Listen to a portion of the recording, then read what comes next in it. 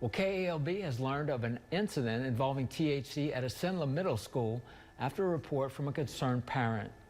According to the parent, on Thursday, May 16th, her 13-year-old child was given an ate candy containing THC, described as looking like nerd rope candy, while at Arthur F. Smith Middle Magnet School.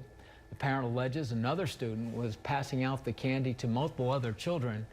As a result of eating the THC candy, the parent brought her child to the emergency room at a local hospital. She reports multiple other students were brought to that hospital as well.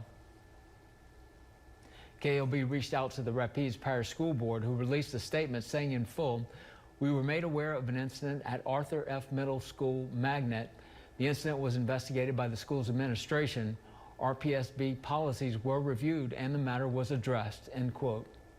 News Channel 5 is committed to finding out more information on the incident. As we do learn more, we will continue to update you right here and over on our website.